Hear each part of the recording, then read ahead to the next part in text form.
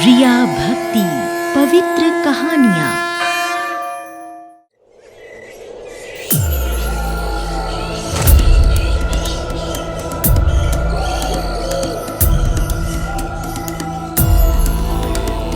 युगों युगों से कही जा रही, युगों युगों से सुनी जा रही, युगों युगों से कही जा रही, युगों युगों से सुनी जा रही। ये कथाएं जिनमें है ज्ञान तत्व विशाल, कभी न भूलेगा संसार। विक्रम बेताल, विक्रम बेताल, विक्रम बेताल, विक्रम बेताल, विक्रम बेताल, विक्रम बेताल, विक्रम बेताल।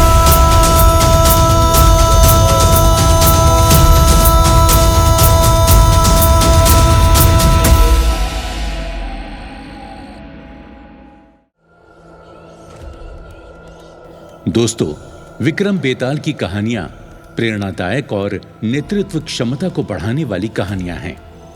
इन सभी कहानियों को बेताल तब सुनाता है जब राजा विक्रम उसे जंगल से पकड़कर एक योगी के पास ले जा रहे होते हैं। हर बार बेताल रास्ता लंबा होने के कारण राजा विक्रम को कहानी सुनाता, जिन कहानियों का संग्रह विक्रम बेताल की कहानियों के नाम से प्रसिद्ध है।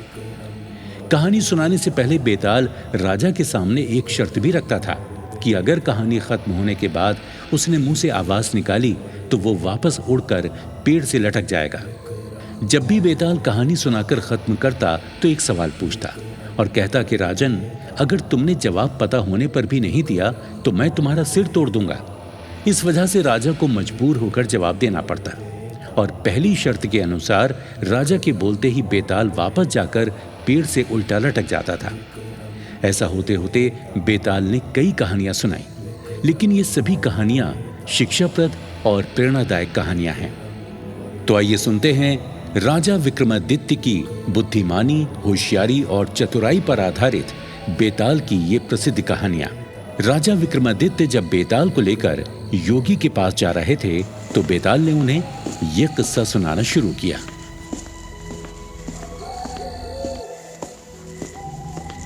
तुझे अपनी शर्त अच्छी तरह याद है राजन? अगर तू रास्ते में बोलेगा तो मैं वापस लौटकर पेड़ पर चढ़ जाऊंगा। लेकिन हाँ, इतना लंबा रास्ता कटेगा कैसे? अच्छा चल, मैं तुझे एक कहानी सुनाता हूँ। काशी में एक राजा था, प्रताप मुकुट।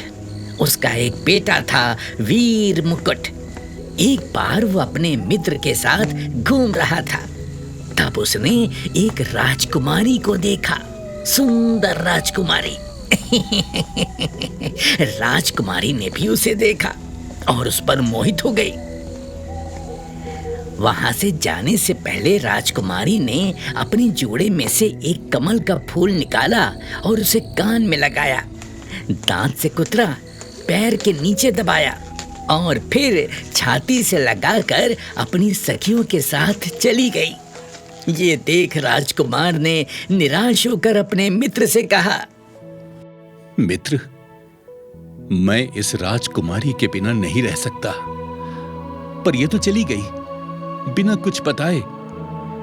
ना मुझे इसका ठिकाना मालूम है और ना ही नाम। मुझे ये कैसे मिलेगी मित्र, मुझे कैसे मिलेगी? राजकुमार, आप घबराएं नहीं, वो सब कुछ बता कर गई है। सब कुछ बता कर गई है? कैसे? देखिए, राजकुमारी ने कमल का फूल सिर से उतारकर कानों से लगाया, मतलब वो कर्नाटक की रहने वाली है। दांत से कुतरा तो इसका मतलब वो दंतवाट राजा की बेटी है।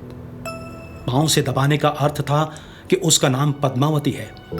और छाती से लगाकर उसने बता दिया कि तुम भी उसके दिल में बस गए हो।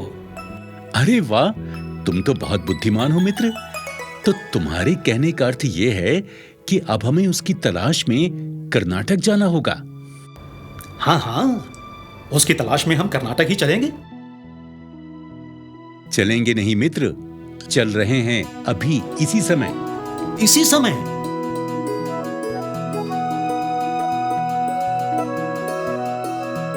दोनों कर्नाटक पहुंच गए और उन्होंने एक बुजुर्ग महिला के घर शरण ली। वो बुजुर्ग महिला राजकुमारी की धाई माँ थी।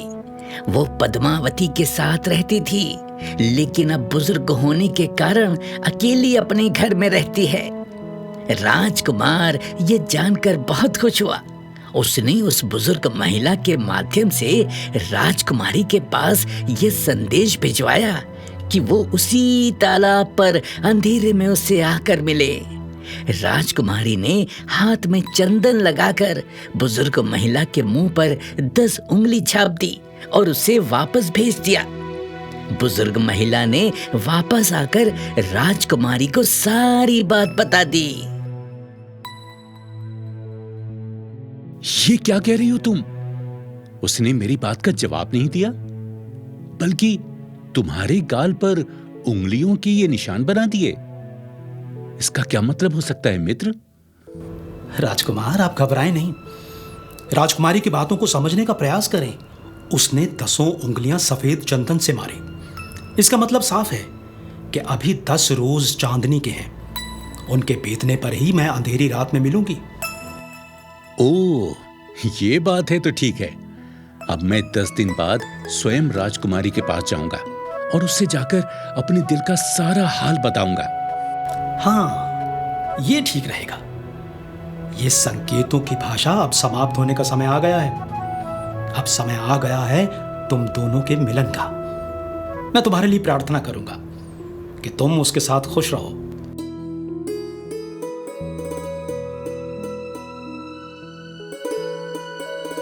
आज पूरा 1 माह हो गया मुझे राजकुमारी के साथ रहते हुए।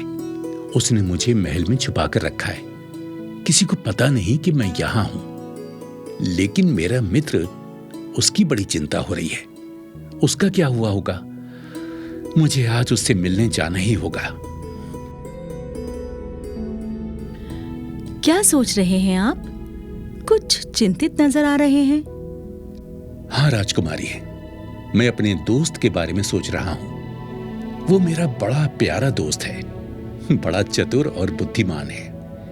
उसकी होशियारी से ही तो तुम मुझे मिल पाई हो। बस इतनी सी बात है। मैं उसके लिए बहुत बढ़िया भोजन बनवाती हूँ। तुम उसे खिलाकर तसल्ली देकर लौट आओ। हाँ राजकुमारी, ये ठीक रहेगा।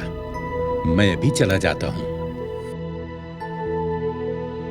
राजन, राजकुमारी ने भोजन में जहर मिला दिया। उसका मित्र समझ गया कि जब तक वो जिंदा है, राजकुमारी राजकुमार को वश में नहीं कर सकती। मित्र ने इसका कोई उपाय करने की योजना बनाई।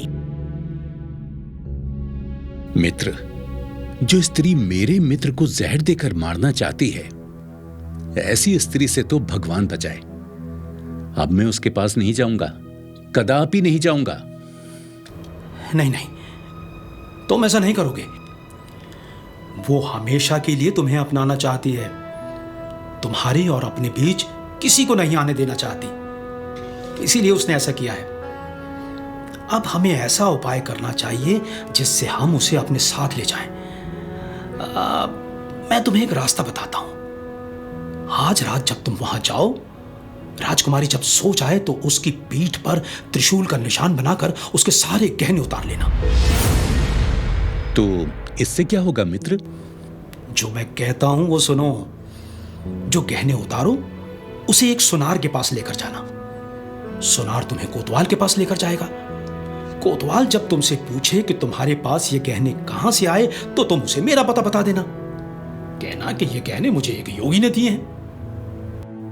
परंतु मित्र, ये सब किस लिए?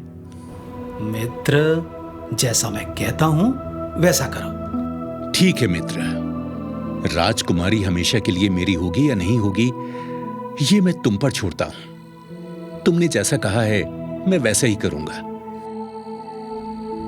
राजकुमार ने वैसा ही किया जैसा उसके मित्र ने कहा था। राजा के सिपाही योगी बने उसके मित्र को लेकर दरबार गए और राजा के सामने पेश किया। योगी महाराज, ये गहने आपको कहाँ से मिले? महाराज, मैं किसी स्त्री के ऊपर मंत्र सिद्ध कर रहा था।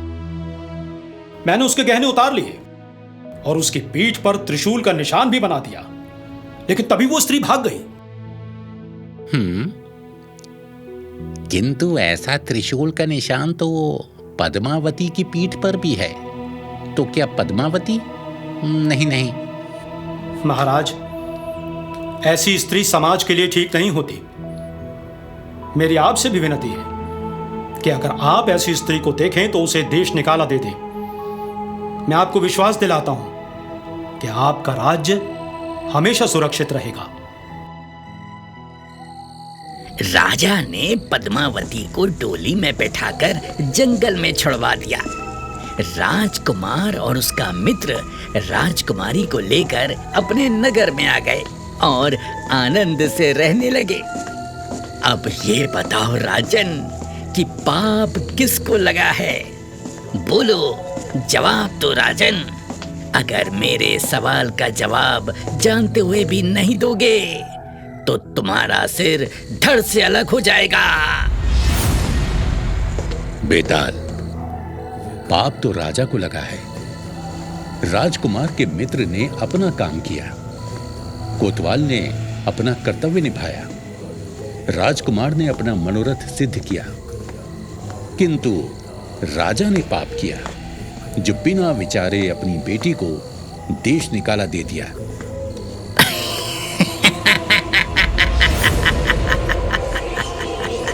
तुमने ठीक कहा राजन, पाप तो राजा को ही लगा, किंतु परंतु तुमने अपनी शर्त तोड़ दी। तुम बोल उठे राजन, और अब मैं अपनी शर्त के अनुसार चला।